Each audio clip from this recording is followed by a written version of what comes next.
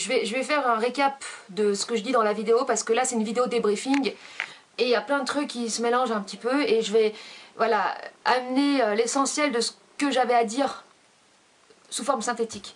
En fait, là, j'ai eu dernièrement des débats avec des gens par rapport au vaccin, pour, contre, avec des gens qui sont pour, des gens qui sont contre, et puis débat sur la maladie, sur ci, sur là. Et en fait, ce qui me rend dingue dans toute cette histoire, c'est que personne, hein, que ce soit les pro-vax, les anti-vax, les scientifiques, les médecins, tous ceux qui parlent de la maladie, aucun en fait, tous sont focalisés sur le fait que le mal est à l'extérieur. C'est-à-dire, en gros, soit le mal, c'est le virus, hein, c'est méchant virus, soit c'est le vaccin, méchant vaccin, qui déclenche les effets secondaires, ou le virus qui va déclencher la maladie. Et il faut se préserver de l'extérieur. Donc, ceux qui avaient peur du virus, ils se protégeaient du virus, avaient peur, puis ceux qui ont peur du vaccin, ils se protègent du vaccin. Toujours que la menace, elle est à l'extérieur. Et pourquoi personne ne réalise qu'en fait le mal pourrait venir de l'intérieur? En gros, que ce soit une maladie ou des effets secondaires, se déclenchent parce qu'il y a déjà un terrain prédéfini, prédéterminé pour que ce dérèglement se produise. Ça, c'est ma thèse. Et qu'il y a des éléments déclencheurs à l'extérieur qui ne sont que des éléments déclencheurs. Mais que ce qui se produit dans le corps, comme dérèglement ou comme problème, c'est la résultante d'un déséquilibre qui était déjà présent au sein de la personne. Et que dans tous les cas, que ce soit la maladie ou des effets secondaires, il s'agit en fait d'une remontée de matière noire, donc d'une remontée de matière qui a besoin de remonter pour être transformée, parce que le projet de la vie, c'est de faire remonter de la matière noire au sein des humains qui sont des catalysateurs de matière noire parce qu'ils ont de la souffrance. Et ça, c'est ce que les scientifiques en général ne comprennent pas, parce qu'ils étudient le monde sans s'étudier eux-mêmes. Les gens croient en l'univers, ils croient aux étoiles, ils croient en ce qu'ils perçoivent avec leur sens, ils croient que c'est réel, et quand on te parle d'univers, quand on te parle de trou noir, on pense au trou noir dans l'univers. Et on ne comprend pas que le trou noir, il n'existe pas dans l'univers, que c'est qu'une projection, c'est qu'un concept, et que le seul trou noir réel, il est à l'intérieur de l'homme, et que le trou noir, c'est son point d'origine, qu'il place lui-même en lui-même, à partir du moment où il accepte l'homme de se confronter à son obscurité. Et que c'est à partir du moment où il se confronte à son obscurité, qui commence à supporter sa matière noire, à supporter son chaos intérieur, et à commencer à devenir créateur en le transformant, qu'il y a quelque chose qui ressemble à du réel, qui commence à se produire. Sinon, on n'est simplement que des pantins qui sommes agis par le chaos extérieur, qui nous agit dessus, parce qu'il faut qu'il y ait ça, sinon il ne se passe rien. Mais là, je vois que des gens qui sont tout le temps hypnotisés par ce qu'ils voient à l'extérieur, les menaces extérieures. Et si le mal venait de l'intérieur? Parce que comment tu expliques qu'il y a des gens qui sont vaccinés à qui ça fait rien le vaccin? Et comment tu expliques qu'il y en a d'autres, ça leur fait des effets secondaires? Comment tu l'expliques ça? Pourquoi ça fait pas à tout le monde pareil? C'est bien que tout le monde ne réagit pas pareil, c'est bien que tout le monde n'a pas le même terrain, n'a pas même... Et si le vaccin n'était qu'un déclencheur, n'était ni bien ni mal, un déclencheur de quelque chose?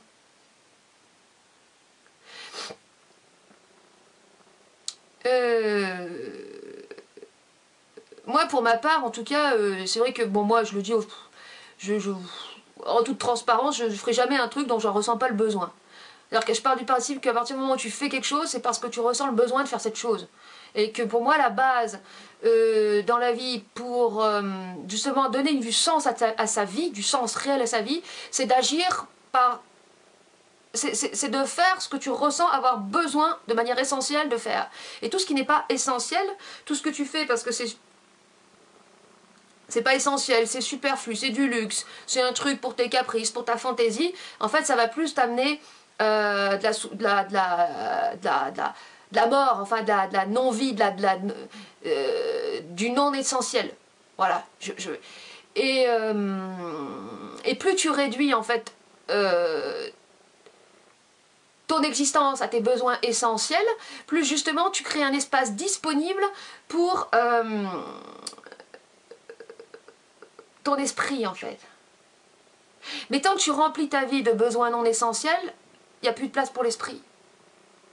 L'esprit, c'est-à-dire ce qui te lie à ta part de transcendance. Ce qui fait que tu n'es pas simplement, tu n'es pas qu'un animal régi par tes pulsions, tes besoins. Mais comme les besoins, c'est ça le truc, comme on répond, on n'est pas centré uniquement sur nos besoins, mais qu'on a plus que ce qu'on a besoin, eh bien notre vie est envahie de besoins superflus et nous n'avons pas d'espace disponible pour ce qui nous permet d'être autre chose qu'un animal régi par nos besoins. Un petit peu... un peu complexe, mais c'est ça. Bon, je vous laisse avec ce que j'ai enregistré après. Bon, c'est du débriefing. Hein, ça vous intéresse ou pas, hein, c'est pas, tout n'est pas forcément bon, mais bon, je fais d'abord les vidéos pour moi, en fait. Pour faire du défrichage mental, quoi. Donc, en fait, selon ma logique, la vitalité, l'état même de santé, l'état de santé, c'est le fait que l'individu sollicite sa matière noire quotidiennement de manière autonome, indépendante, spontanée, naturelle. Donc en gros, sollicite sa peur. C'est l'évolution, en fait, si vous voulez, c'est le fait que l'individu lui-même soit naturellement attiré par ce qui lui fait peur pour pouvoir justement être attiré par l'inconnu et ainsi évoluer. Parce que c'est en allant vers ce que tu connais pas, vers ce qui te fait peur, mais c'est pas forcément des trucs dans la matière en fait, aller faire de la montagne de glace, je sais pas, des trucs. Ça peut être aussi un espace...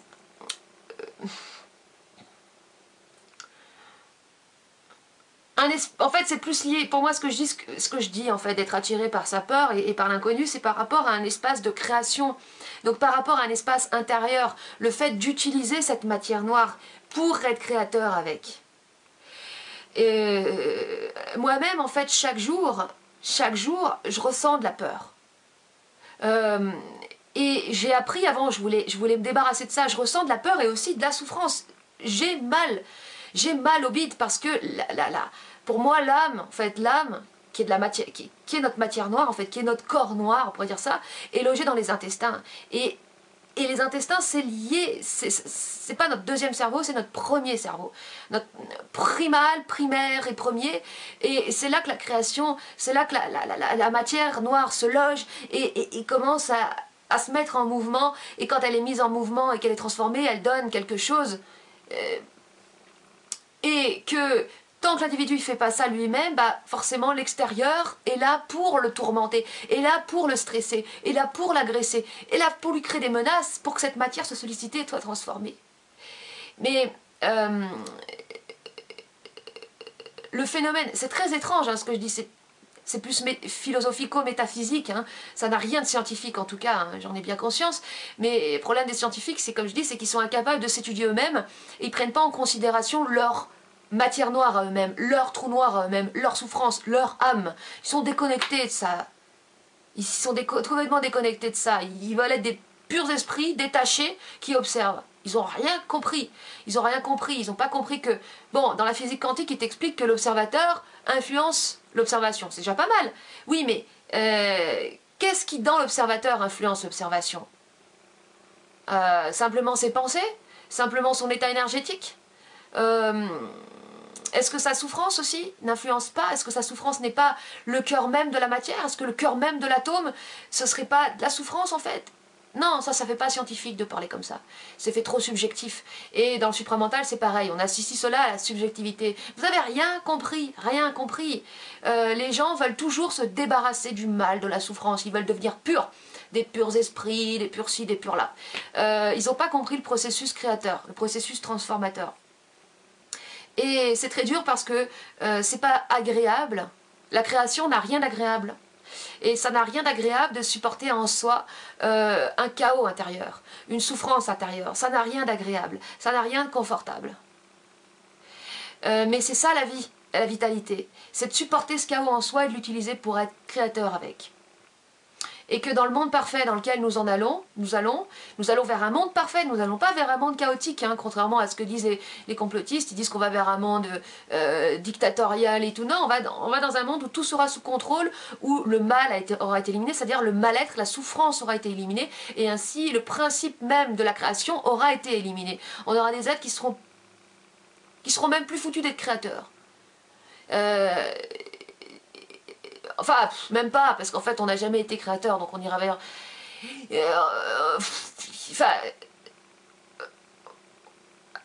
bref, enfin bon, pour moi, c'est pas sombre, hein, l'avenir, c'est simplement inerte. Simplement... Enfin, pour le destin du collectif. Parce que le seul destin possible, c'est au niveau individuel, quand la personne, elle devient créatrice de sa vie. Et pour ça, elle va utiliser, supporter sa matière noire, supporter sa peur et la transformer, l'utiliser. Et c'est pas confortable, c'est pas agréable, et c'est flippant. Voilà. Donc le principal problème, c'est que y a une force qui nous pousse à rechercher la sécurité plutôt que l'inconfort, plutôt que la création. Et à partir du moment où l'homme il recherche la sécurité, forcément l'extérieur vient le confronter, vient l'agresser, parce que c'est pas comme ça qu'on évolue. C'est pas par besoin de sécurité qu'on évolue. Quand on a trouvé un truc où on est sécurisé dans ce monde, la vie, bam, elle vient nous balancer une baffe pour nous montrer non, c'est pas comme ça.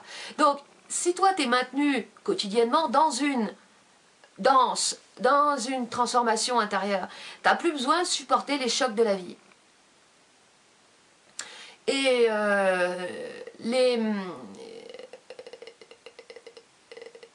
tout ce qui se manifeste dans le corps, que ce soit les maladies ou même les effets secondaires, des vaccins, tous ces trucs-là, c'est de la remontée de matière noire. Et le projet de la vie, donc je me répète, hein, mais c'est de faire remonter de la matière noire au sein des humains, pour qu'il y ait de la transformation, pour qu'il y ait de l'évolution. Et forcément, cette évolution, cette transformation ne se fait pas dans la douceur. Ça, c'est une belle illusion de croire que l'évolution se fait dans la douceur. Non, ça se fait dans la douleur, comme l'accouchement, la création se fait dans la douleur.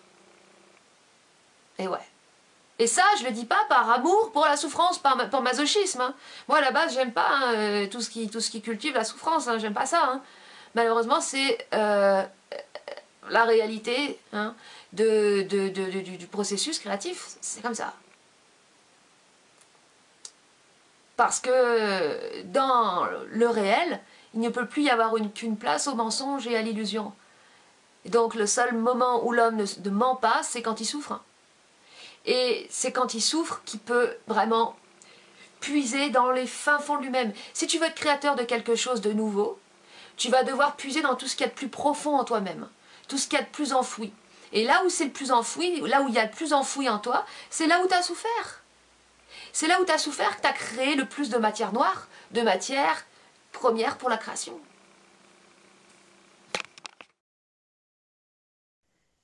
Salut la compagnie créole, petite vidéo pour me réveiller. La parole, ça sert à se mettre en vibe. Oui, alors j'aimerais parler de l'instrumentalisation de l'opposition. Comment les opposants aux mesures gouvernementales sont instrumentalisés et comment en fait ils servent le renforcement d'un super système. L'information, c'est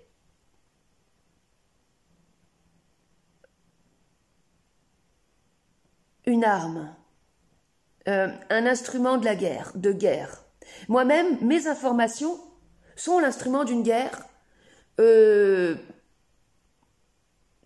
intérieure pour mon discernement et pour mon intelligence en fait.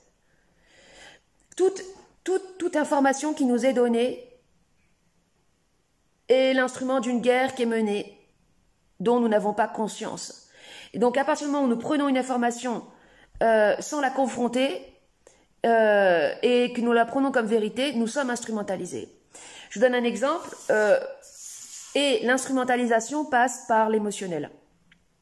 Donc, à partir du moment où il y a une adhésion émotionnelle ou affective, comme les vidéos de gens qui souffrent, tout ça, il y a une manipulation qui n'est pas produite par quelqu'un d'autre, qui n'est produite par autre que nous-mêmes, en fait. C'est nous-mêmes qui nous laissons manipuler par nos émotions et qui, de ce fait-là, avons en fait une perception voilée de l'information elle-même. Donc, il y a une vidéo qui circulait avec une nana qui disait que l'article 1 des droits de l'homme avait été modifié en secret, tout ça. C'est vraiment très très très intéressant ce cas, cet exemple.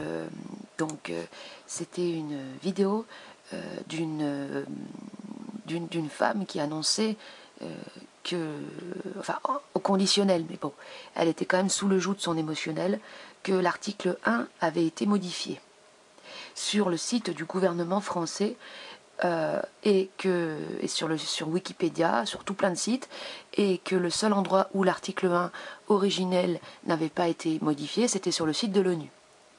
Et ce qui s'est passé, c'est que ce truc a généré en moi de l'émotionnel. Donc à partir du moment où il y avait de l'émotionnel, il y avait une adhésion. Et je me suis dit, oh là là, c'est terrible ce qui se passe. Et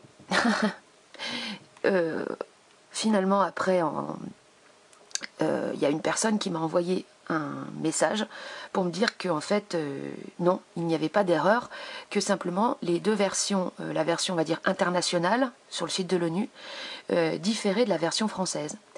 Et le truc le plus dingue, là, parce que donc, après vérification, c'est qu'en fait, la version qui est publiée sur le site du gouvernement est en fait la version originelle de la Déclaration des droits de l'homme et du citoyen. Et que ce qu'il y a sur le site de l'ONU, qui est la version à laquelle on a été habitué, celle qu'on a lue quand on était à l'école, celle qu'on a apprise, et bien en fait c'est la version modifiée. Et donc la version originelle de l'article 1, c'est « Les hommes naissent et demeurent libres et égaux en droit. Les distinctions sociales ne peuvent être fondées que sur l'utilité commune. » Et voilà, la personne croyait qu'il y avait une modification pour que justement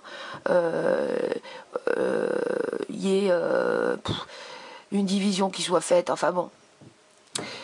Et l'article premier, l'autre version que la personne croyait être la version originelle, c'est « Tous les êtres humains naissent libres et égaux en dignité et en droit.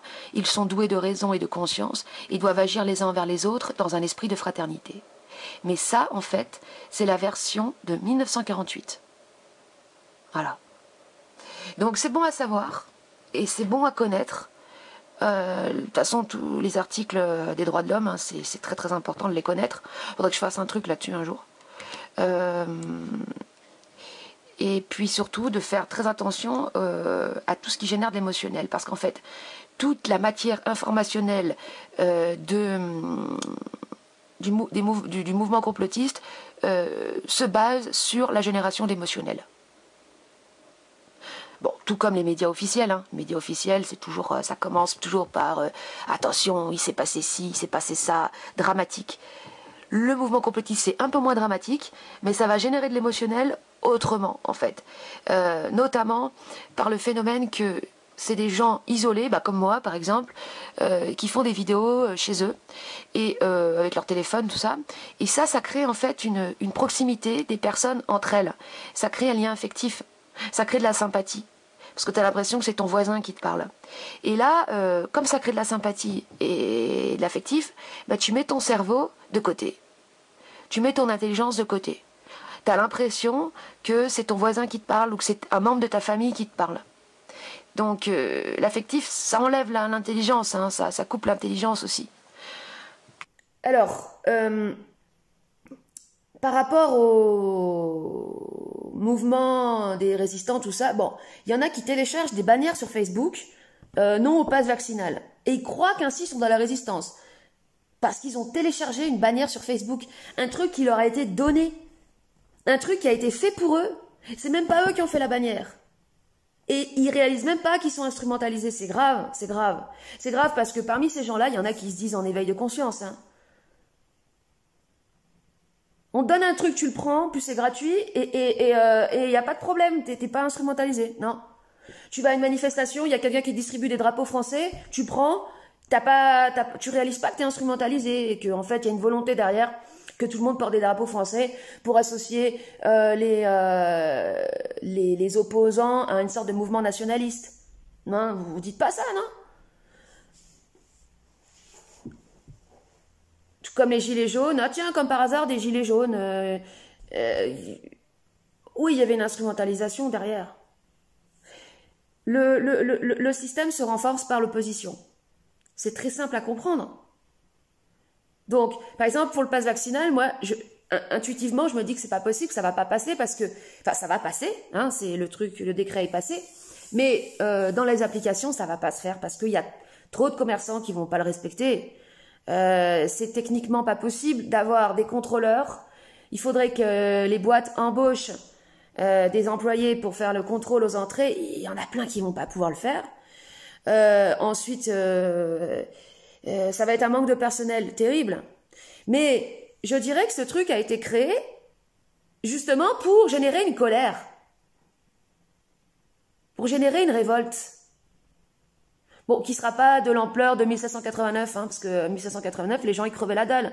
Ils faisaient pas les révolutions le week-end.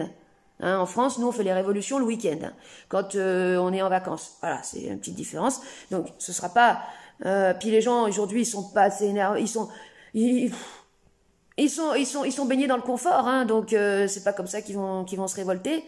Mais bon, disons qu'ils vont gueuler un peu, quoi. Donc, il va y avoir cette énergie de colère qui va venir, en fait, qui va être créée pour alimenter un super système.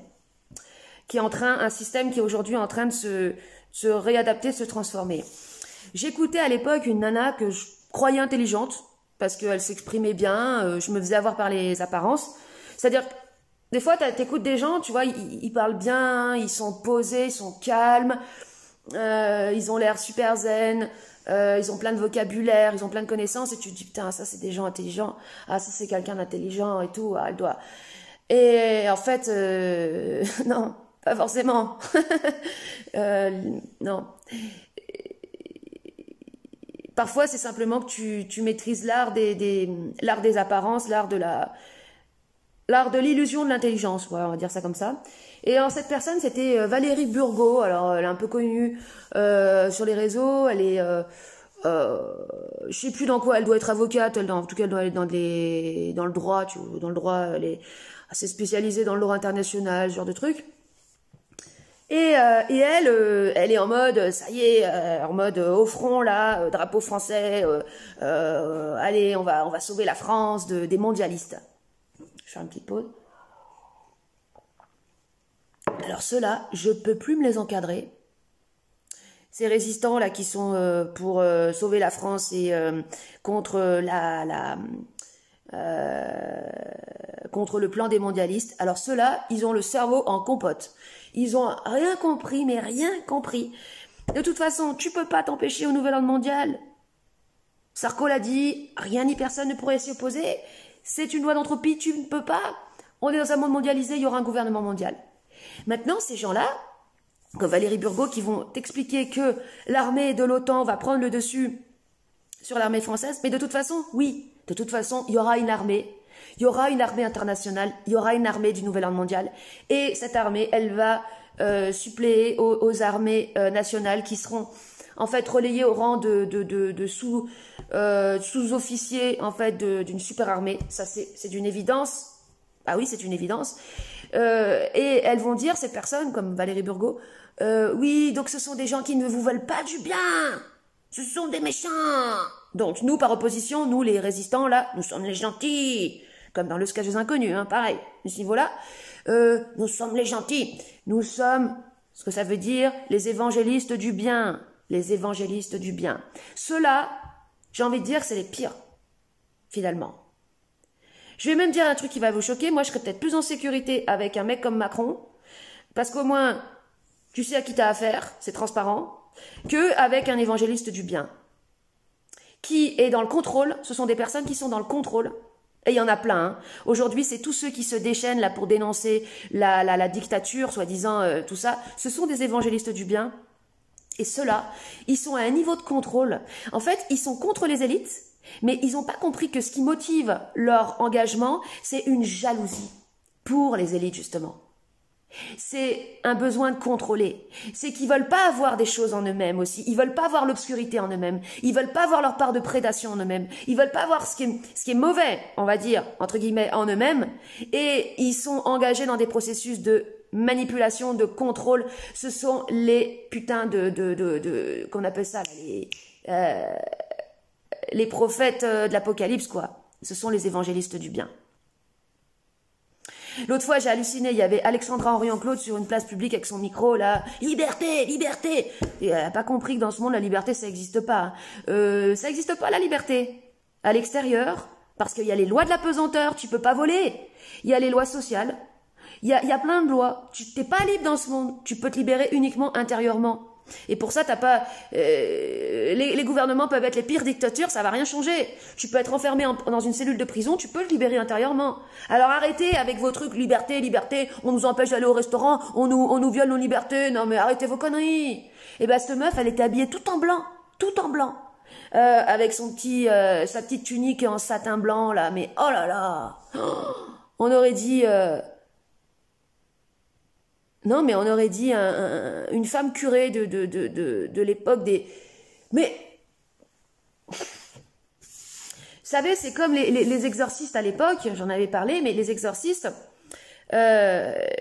ou les prêtres exorcistes, le problème c'est que ils voyaient le mal à l'extérieur. Ils voulaient exorciser les personnes du mal qu'ils avaient en eux, mais ils comprenaient pas qu'en fait un exorcisme, ça se fait sur soi-même.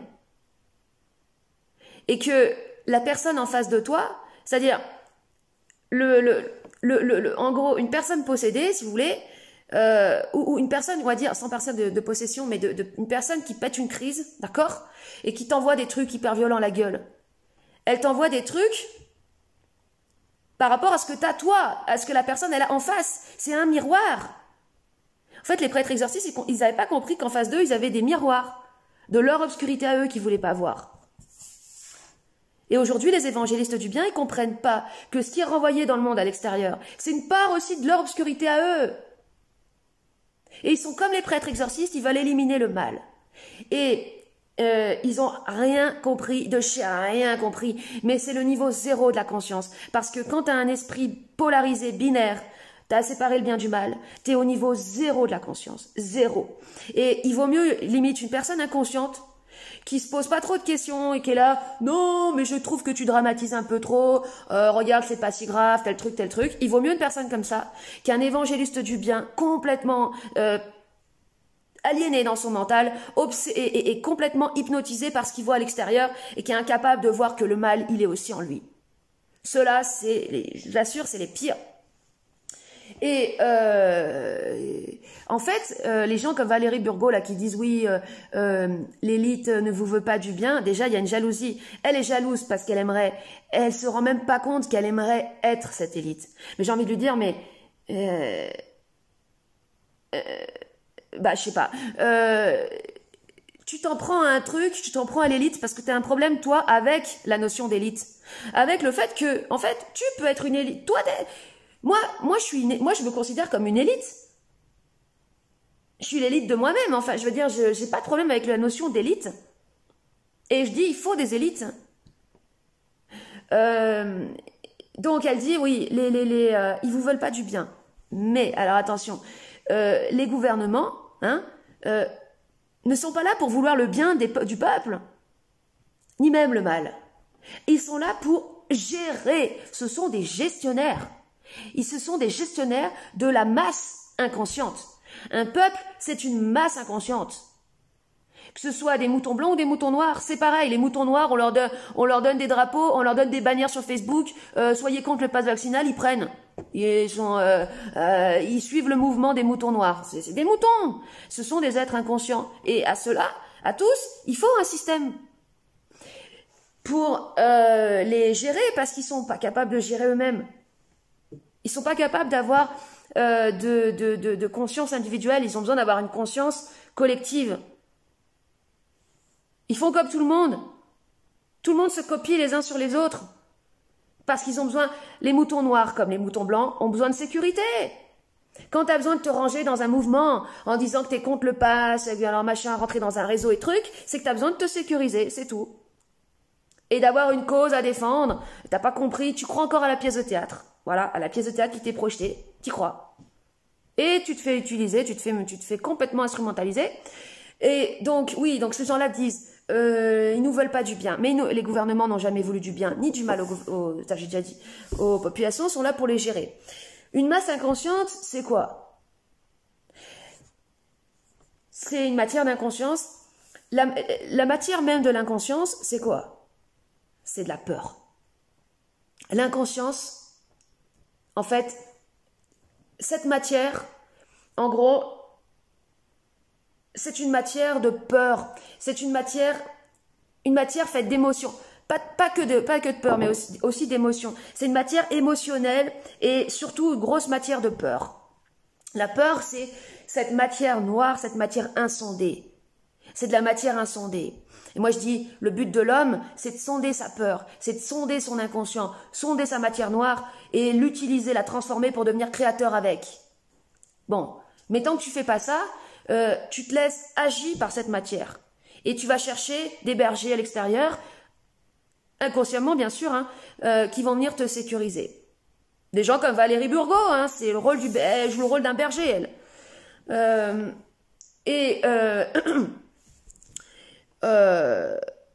Cette matière de peur, en fait, la seule et unique possibilité de gérer une masse inconsciente, c'est par la peur. En utilisant la matière dont elle est constituée. C'est pour ça que dans tous les journaux, t'as que des histoires glauques. Moi, toutes les unes, la plupart c'est des faits divers hein, que je lis. Les journaux auxquels je suis abonnée, c'est souvent, et c'est censé être des journaux importants, mais la plupart du temps c'est des faits divers hein, qui sont rapportés. Hein. Tel bonhomme a tiré sur tel policier, tel bonhomme a sorti tel couteau pour éventrer telle dame. Ah là, c'est que des histoires comme ça. Hein. Selon cette logique, à partir du moment où une personne, quand elle parle, elle génère de la peur, elle est dans le contrôle. Et aujourd'hui, les lanceurs d'alerte, les Valérie Burgot, bon, il y en a plein, hein, même les Alexandra Orion-Claude, font peur. Ils font peur. Ils ne savent faire que ça. Ils savent pas être intelligents. Ils ne savent faire que peur. Parce que, en fait, en faisant peur, ils récupèrent cette matière émotionnelle et hop, ils chopent le contrôle sur les gens. Et c'est tellement facile de faire des vues en faisant peur. C'est tellement facile. Et ça cache le besoin de contrôle. Donc ces personnes-là qui s'en prennent aux élites, en fait, elles font exactement la même chose. Si tu génères de la peur quand tu parles, peu importe ce dont tu parles, même la pire chose, si tu génères de la peur, c'est que tu es dans le contrôle. Et c'est que tu es incapable d'être intelligent. Incapable d'être intelligent. Une personne qui est dans le contrôle, elle est au niveau zéro de la conscience. Le besoin de contrôle, c'est l'aspect primitif en nous. C'est l'aspect le plus archaïque. C'est l'aspect reptilien, en fait, si vous voulez, le cerveau reptilien. C'est le besoin de contrôle. Le besoin de se préserver, besoin de contrôle. Voilà. Voilà où en sont ces consciences qui sont là pour faire peur en se présentant comme des éveilleurs, déguisés en éveilleurs. Ils dressent des tableaux noirs. Ils dressent des tableaux noirs de l'avenir et du futur.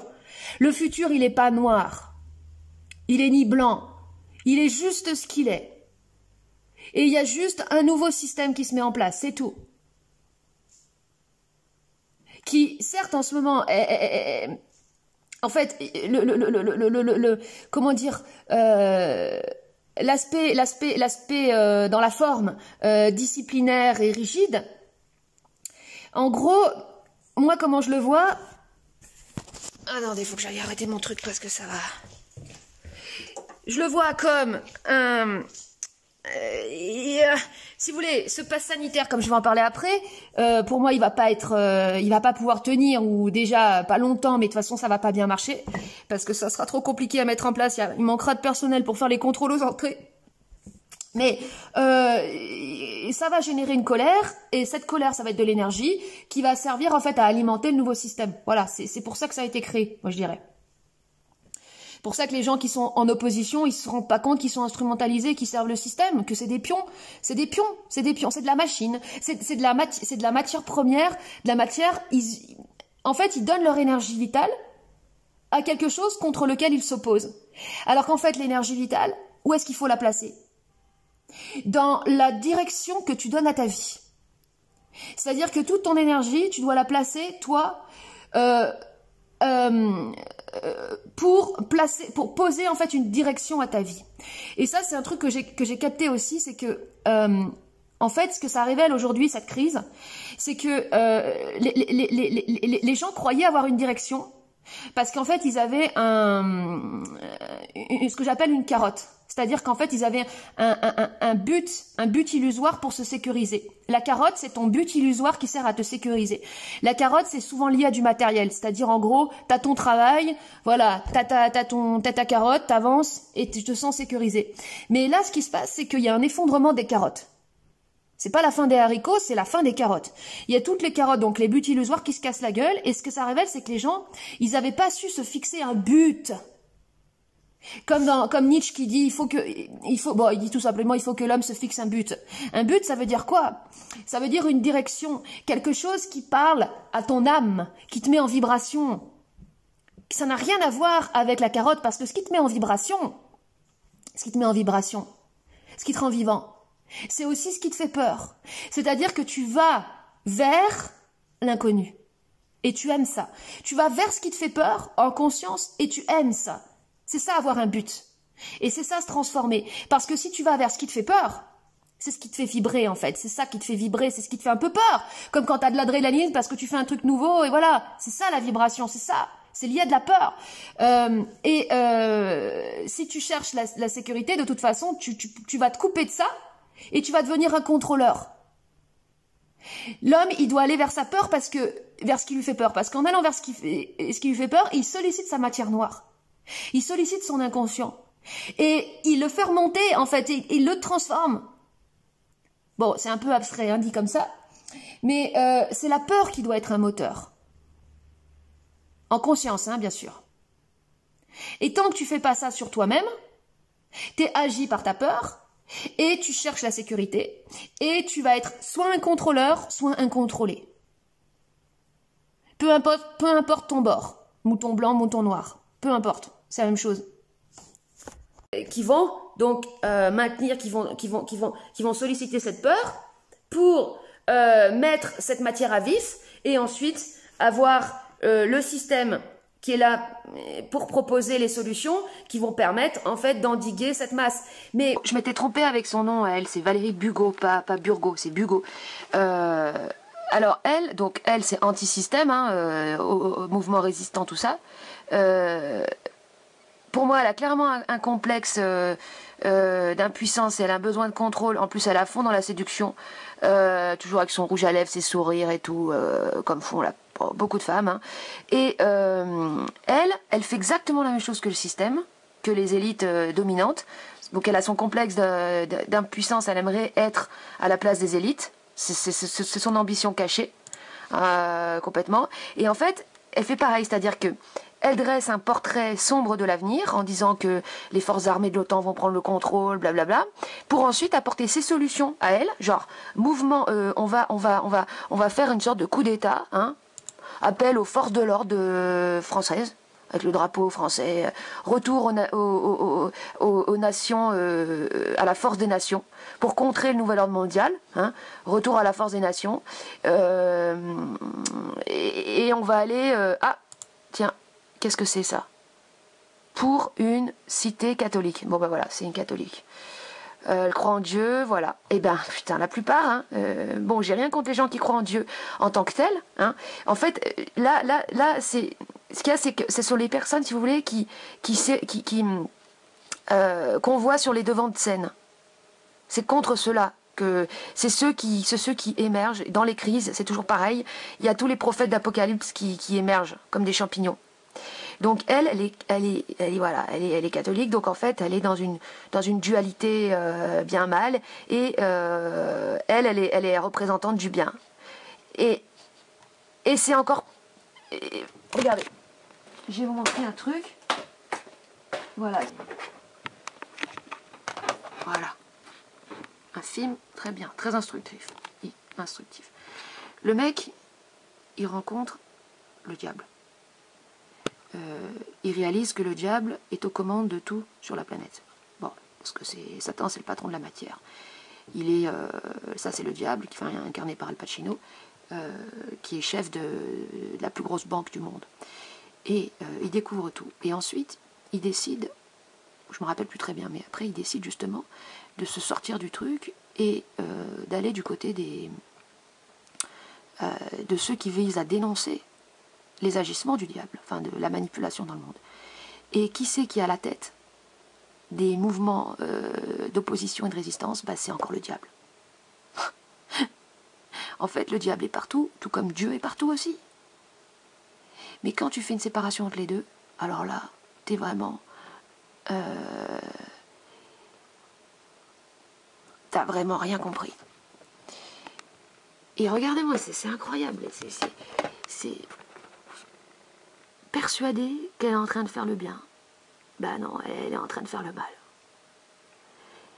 Ça, c'est le contrôle à l'état brut. Sous les apparences du bien, quoi.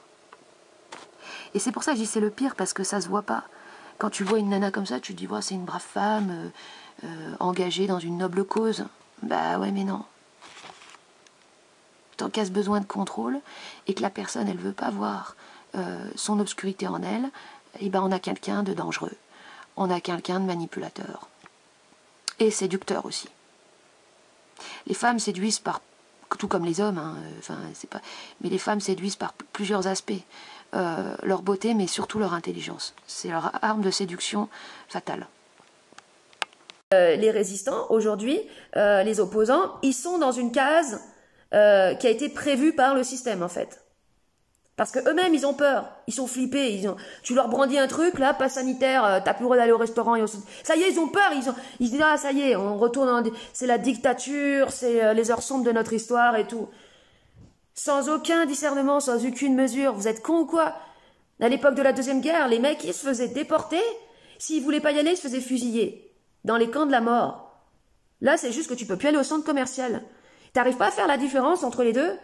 En plus, c'est génial au niveau de la symbolique, hein, parce que le centre commercial, c'est ce qui est arrivé après la Deuxième Guerre mondiale, c'est ce qui a amené le confort moderne, c'est ce qui a fait qu'on n'a plus manqué de rien, c'est ce qui a fait qu'on a commencé à bouffer plus que ce qu'on avait besoin, c'est ce qui nous a justement coupé de notre sensibilité, c'est-à-dire tu bouffes plus que tu as besoin, t'as plus de trucs que ce que tu as besoin, t'es enterré dans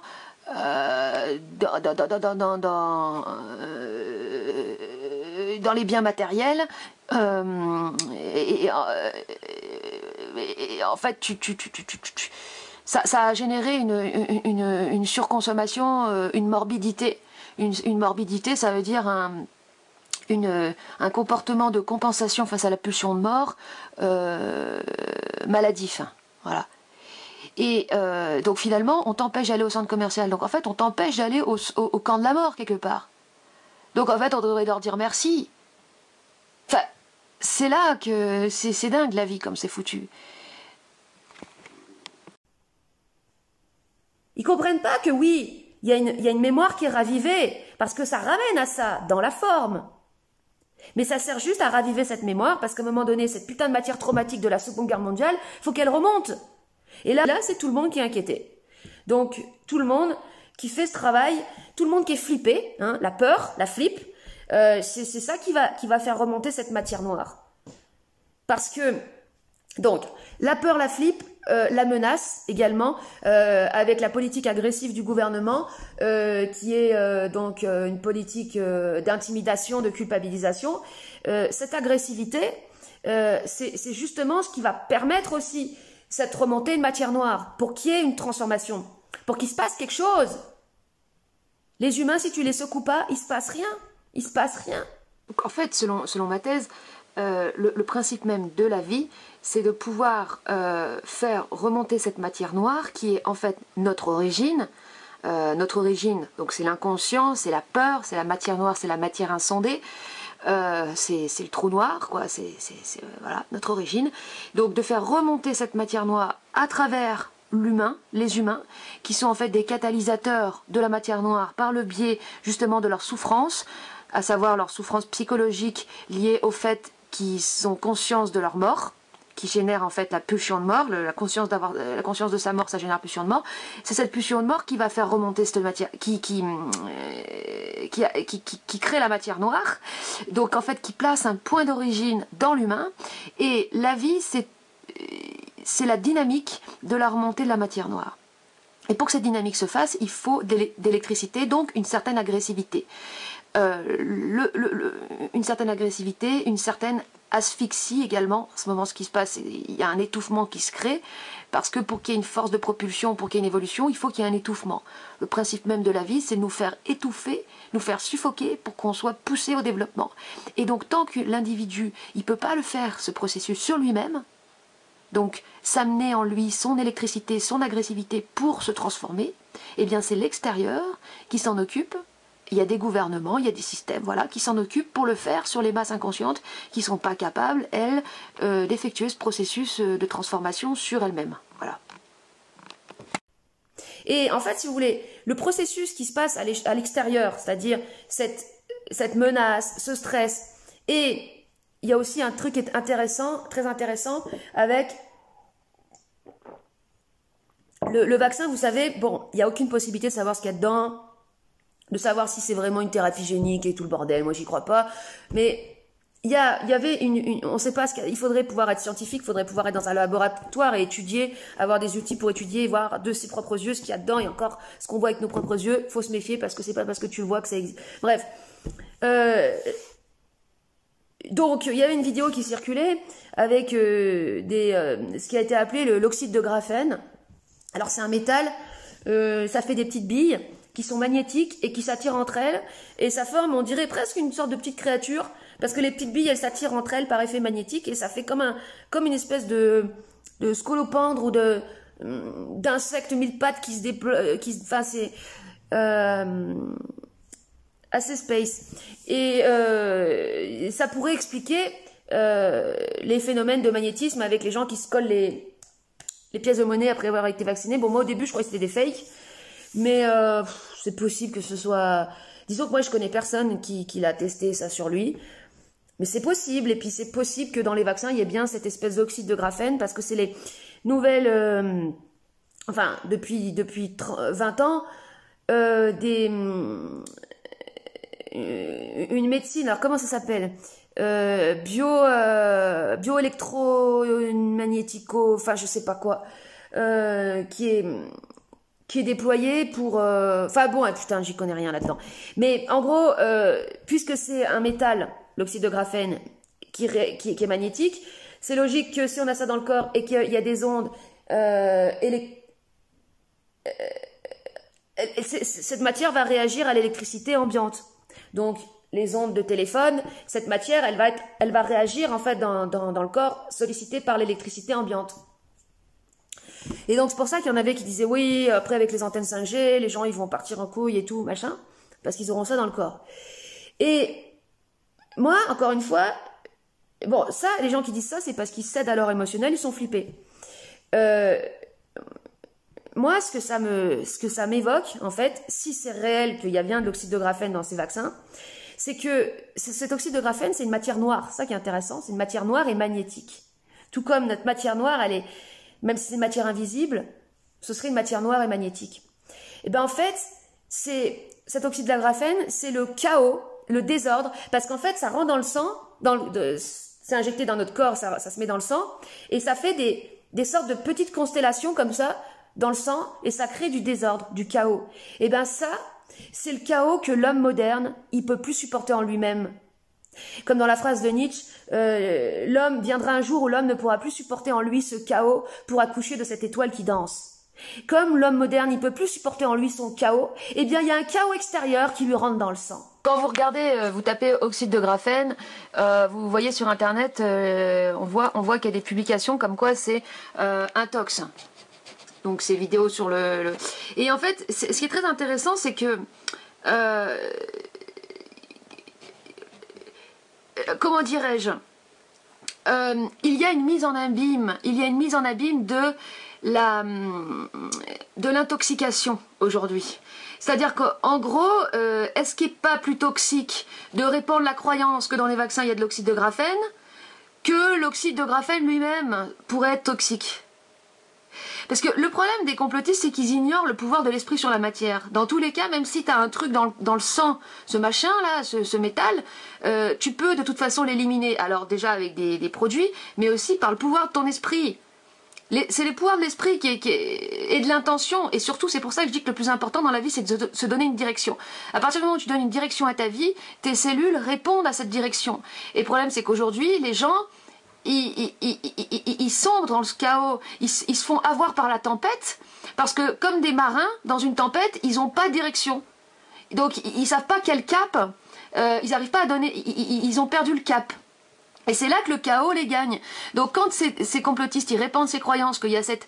Parce qu'on n'en sait rien si c'est vrai, cet oxyde de graphène, c'est eux qui répandent un certain chaos auquel les gens cèdent, parce qu'ils n'ont pas de direction, et parce qu'ils adhèrent par la croyance au truc.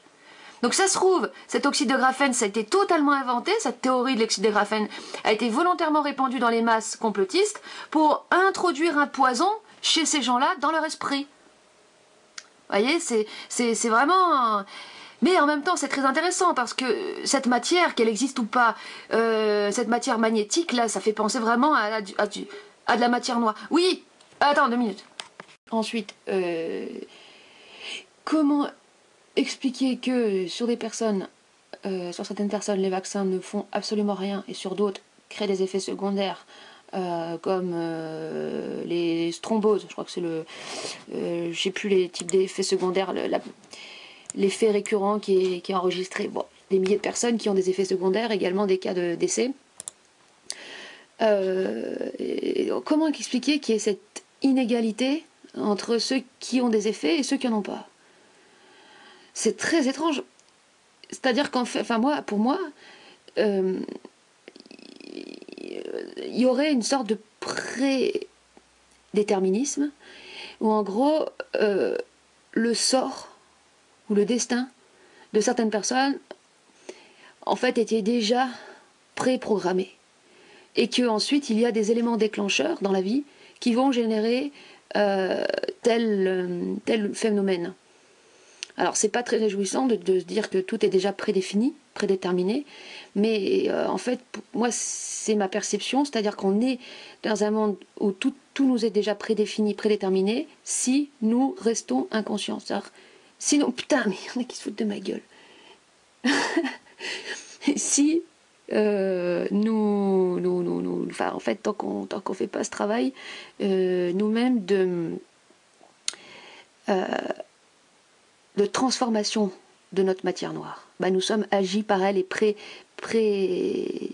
prédéfinis par elle, quoi. À savoir notre inconscient, prédéfini par l'inconscient. Voilà. Vous voyez, c'est ça la symbolique. Parce qu'il faut du chaos pour accoucher d'une étoile qui danse. Il faut du chaos en soi, porter un chaos en soi pour être créateur. Et ça, l'homme, il l'a toujours pas compris. L'homme, il veut l'ordre, il veut la paix, il veut la sécurité. Donc, il va soit suivre le gouvernement, soit suivre les moutons, les évangélistes du bien qui vont promettre, qui vont avoir une vision totalement dualitaire, donc sécuritaire du monde. Voilà. Parce que les gens cherchent la sécurité. Ils veulent pas le chaos. De toute façon, vous l'aurez le chaos si vous n'êtes pas capable de le supporter en vous-même. J'ai entendu un mec là qui disait, il parlait de l'art. Alors ça, en général, ça m'énerve quand ça commence à parler d'art et qu'il y a des gens qui se présentent comme intelligents, voire même supramentaux, qui se mettent à parler d'art. Alors là, attention, parce que ça part dans des trucs. Oui, il y a des lois universelles. Il y a des lois universelles. Les lois universelles du beau. Hein. Et si un art ne répond pas à ces lois universelles, alors c'est un art dégénéré, hein? Ça, limite, ça veut dire ça, limite. Non, parce que Hitler, il était pour le beau, lui, hein, je vous le précise. Hein. Et ces peintures, d'ailleurs, qu'il faisait, elles étaient très belles. On a dit que c'était un mauvais peintre, c'était pas un mauvais peintre, c'est des conneries, ça. C'était un bon peintre. Mais il faisait des images très belles, très lisses, sans intensité.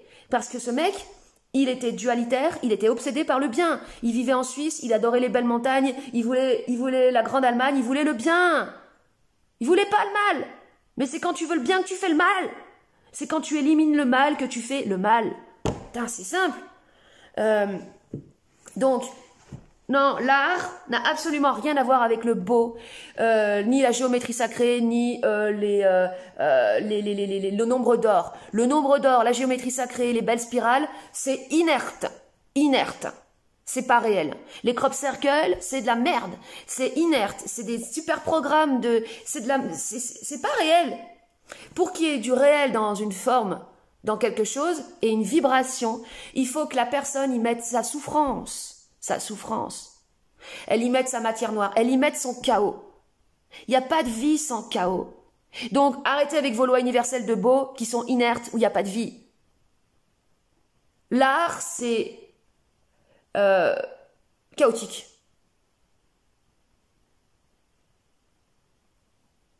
Que tu sois inspiré par le beau et que ça permet de t'éveiller dans un premier sens, ok. Et comment tu vas commencer à sortir ce que tu as dans les tripes? Il n'y aura plus de beau là-dedans. Il n'y aura plus de beau. Mais il y aura du réel. Et il y aura de la transformation. Voilà. Ce que j'ai dit, ce qui s'oppose au bien et au beau, c'est le réel. Le réel n'a rien à voir avec ni le bien, ni le beau, ni la perfection. N'a rien à voir avec tout ça. Donc, alors, je voulais dire un truc. Oui, donc, tous ceux qui disent les anti-mondialistes, hein, bon, en fait, ils n'ont pas compris qu'ils servaient le nouvel ordre mondial, mais bon, qui disent que les mondialistes ne nous veulent pas du bien, ils ne nous veulent ni du bien ni du mal, ils sont là pour gérer un super gouvernement qui sera à l'échelle mondiale. Et là, il y a un truc qui doit toujours nous mettre à la puce à l'oreille. C'est quand une personne... quand elle parle et qu'elle est polarisée. C'est-à-dire qu'elle va être... elle n'aura aucune nuance dans ce qu'elle dit. C'est-à-dire, elle va dire, ces gens-là nous veulent du mal, ils vont nous détruire, ils vont nous... c'est le mal, c'est le mal. Ils voient pas le bien aussi qu'il y a dans le truc. Dans le nouvel ordre mondial, dans le gouvernement mondial, il va y avoir du bien aussi. Il va y avoir énormément de progrès. Et je vais même dire qu'il va y avoir plus, peut-être... oui, d'énormes progrès, hein, comme je l'avais dit, une régularisation des lois internationales pour réguler, pour pas qu'il y ait trop de paradis fiscaux, d'abus, tout le bordel, un revenu universel, peut-être une nouvelle charte des droits de l'homme à l'échelle internationale, où il y a des pays justement où c'est pas respecté, où ce sera respecté. Il va y avoir énormément de progrès. Mais ces gens-là, ils le disent pas. Ils voient que le côté négatif, le côté mal. Ils ont pas compris qu'en fait, quand tu vois le diable partout, c'est que tu as le diable en toi-même. Oh, tu vois le mal partout, c'est que tu veux pas voir le mal en toi-même. C'est très simple, hein. Donc, il y en a plein, c'est des empoisonneurs, en fait. À voir le mal partout et à dire ça va être l'apocalypse et tout, ce sont des empoisonneurs, ces gens-là.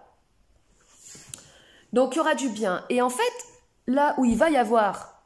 où le mal, si on peut dire le mal réel, va s'installer, c'est justement parce que le mal aura été éliminé. Je m'explique.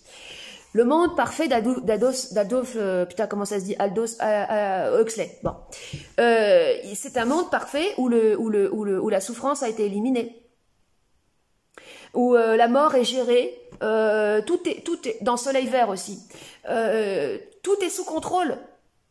Et en fait, les gens, ils sont bien. Il y en a plein qui vont adorer ce monde. C'est un monde de confort, de technologie, il n'y a plus aucune menace, t'es tranquille, t'es pépère. Tu peux choisir ta mort, tu mets le film que t'as envie, la musique que tu veux, t'es bien, on te file un petit cacheton, t'es complètement défoncé, t'es trop bien, et tu pars, et tu repars dans ton inconscient, et puis voilà, c'est bon, il n'y a plus de souffrance. Génial. Et en fait, le problème des mondialistes, leur problème principal, c'est qu'ils sont motivés par ce monde-là, parce que eux, ils veulent éliminer la mort. Et vous observez que les supramentaux, excusez-moi, mais ils étaient pareils. Ils voulaient dépasser, Bernard de Montréal, il voulait qu'il n'y ait plus de mort. Il disait un jour, il n'y aura plus de mort. Vous avez rien compris à quoi ça sert la mort, vous êtes trop cons. La mort, ça sert le processus évolutif. Si on n'a pas de conscience de notre mort, si on n'a pas cette donnée X, il n'y a pas de pulsion de mort. Et s'il n'y a pas de pulsion de mort, il n'y a pas de peur, il n'y a pas de stress.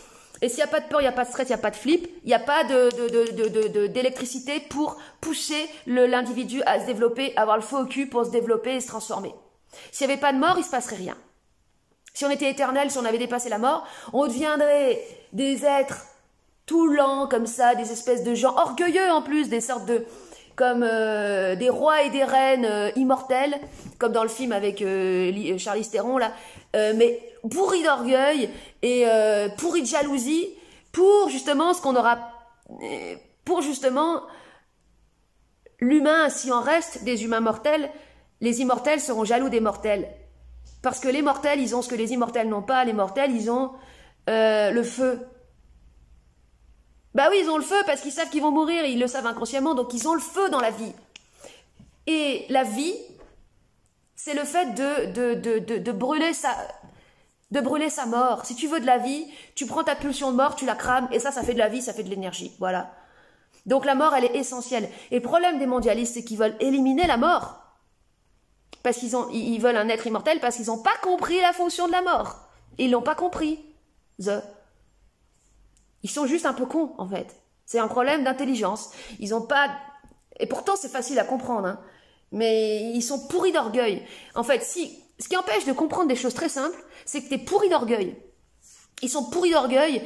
Ça veut dire qu'ils ont une blessure intérieure d'une profondeur énorme. Donc, ils ont une couche de protection d'orgueil énorme. Et ça leur bouche les yeux, ça leur bouche les oreilles. Et ça leur pourrit la tête. Et du coup, ils comprennent plus rien. Ou alors, ils croient comprendre des trucs, mais en fait, ils sont à des milieux de comprendre ce qui doit être compris. Parce que tu peux comprendre des trucs, mais des trucs qui te servent à rien. Mais il n'y a pas beaucoup de choses à comprendre. Il y a à comprendre que la mort, c'est ce qui participe du processus évolutif de la vie, que quand tu t'opposes à quelque chose, tu le nourris, que l'esprit dualitaire, c'est le niveau zéro de la conscience. Il n'y a pas beaucoup de choses. Une fois que tu as compris ça, le reste, ça, c'est... Voilà. Pas besoin d'aller comprendre trop de trucs non plus. Franchement, moi je dis, il n'y a pas besoin. Donc, il y aura du positif. Donc, le mal, c'est que le monde parfait va éliminer le mal. Et le mal, en fait, c'est l'âme. L'âme, c'est cette part en nous, ce qui a été appelé le corps astral, c'est-à-dire c'est notre monde inconscient, notre monde intérieur, notre monde inconscient, notre monde fait d'impressions, de souvenirs, notre monde de mémoire, notre monde qui est en fait notre matière noire, qui est la matière même de la création. C'est-à-dire pour créer, il faut utiliser son âme, il faut mettre son âme en mouvement, lui donner une voix, lui permettre de s'exprimer. Et la création, dans un premier lieu, c'est dans la souffrance. Tout comme une femme qui accouche, ça lui fait mal. La création, c'est lié à la souffrance. Et c'est le fait de vouloir éliminer la souffrance qui va faire qu'on va éliminer la création et qu'on va avoir des individus qui vont être coupés de leur monde intérieur, d'accord, de leur âme et de leur pouvoir créateur, et qui vont donc devenir des pantins. Des sortes d'êtres de façade, comme il y en a déjà plein, que de la façade, que des mimiques, des façons d'être en apparence nickel. Mais en fait, le Covid, il va jamais disparaître. C'est-à-dire qu'en gros, le Covid, il va devenir la maladie de tout le monde. C'est-à-dire que tout le monde va perdre le goût réellement de la vie. Parce que pour avoir ce goût de la vie, tu es obligé d'être à vif, d'être un écorché vif. Et ça intéresse plus les gens. D'être écorché vif. Salut Loupiote. Bon, allez. J'arrête. Oui, mais... Oui, je t'aime. Allez, j'arrête là, je reprendrai après.